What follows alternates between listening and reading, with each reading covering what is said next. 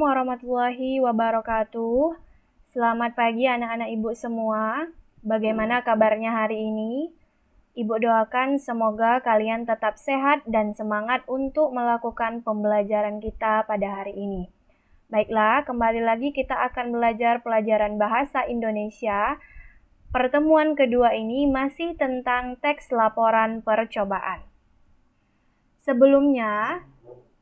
Sebelum kita memasuki materi pada hari ini, Ibu ingin mengulang materi pembelajaran kita pada minggu lalu, yaitu tentang pengertian teks laporan percobaan.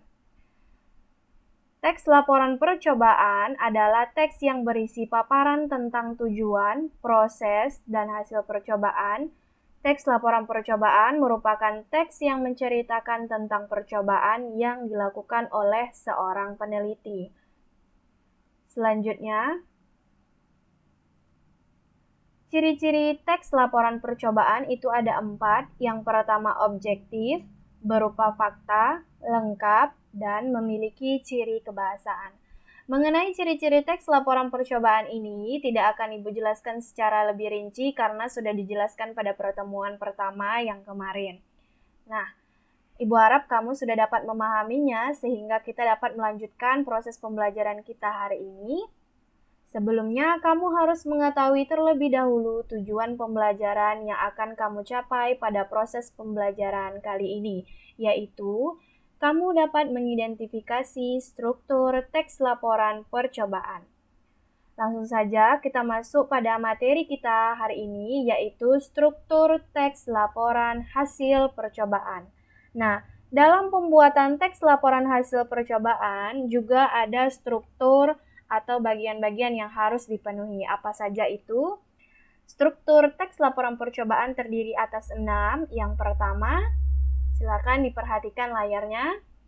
Judul. Nah, setiap kita membuat teks, baik itu teks laporan hasil percobaan, teks berita, atau teks deskripsi, itu harus memiliki yang namanya judul. Judul merupakan bagian yang penting dalam sebuah percobaan. Judul dapat menunjukkan tentang objek penelitian dan dapat mewakili seluruh isi, serta dapat memperlihatkan fakta yang ingin diungkapkan dengan jelas. Yang kedua, tujuan. Dalam membuat teks laporan hasil percobaan, tentu seorang peneliti harus memiliki tujuan yang ingin dicapai dalam melakukan percobaan tersebut. Nah, tujuan ini adalah bagian yang berisi tentang keinginan yang dicapai oleh peneliti. Struktur yang ketiga, alat dan bahan. Sudah pasti, dalam melakukan percobaan pasti ada alat dan bahan.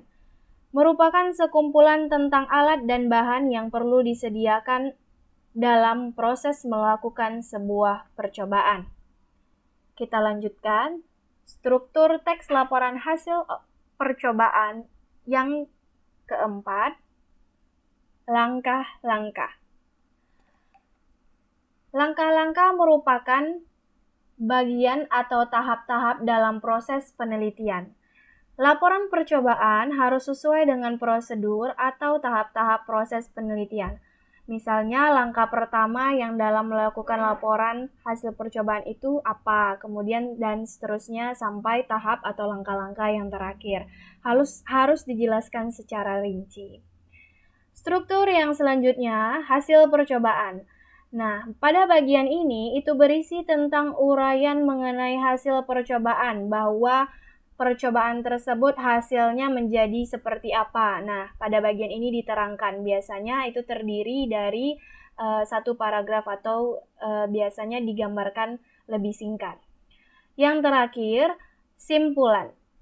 Simpulan berisi pendapat penulis atau peneliti terhadap percobaan yang dilakukan. Nah, pada bagian simpulan ini, peneliti atau penulis akan memberikan pendapatnya tentang percobaan yang baru saja dilakukan. Apakah hasilnya berhasil atau tidak, kemudian dia akan menerangkan bagian-bagian atau langkah-langkah di bagian mana tadi yang terdapat kekurangan dalam melakukan hasil percobaan tersebut.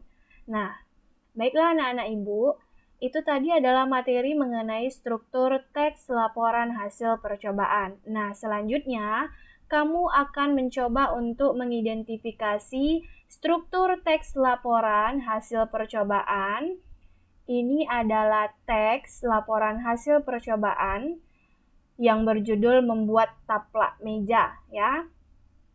Kalian bisa perhatikan layar. Nah, ini, kemudian ini lanjutannya. Ini juga. Apa yang akan kalian kerjakan? Ini dia. Soalnya cukup hanya satu. Daftarlah struktur teks laporan percobaan dari teks membuat taplak meja yang tadi Ibu perlihatkan kepada kalian.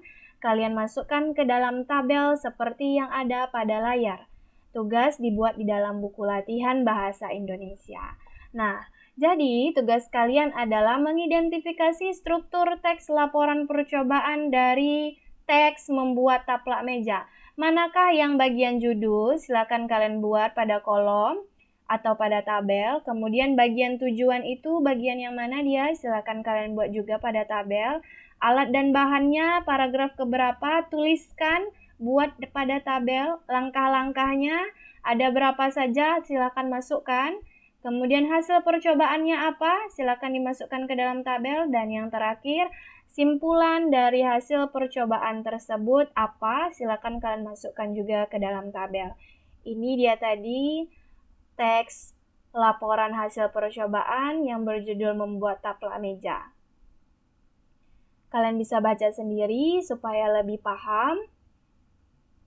Dicari satu persatu strukturnya, kemudian silakan dipindahkan dan dimasukkan ke dalam tabel seperti pada layar.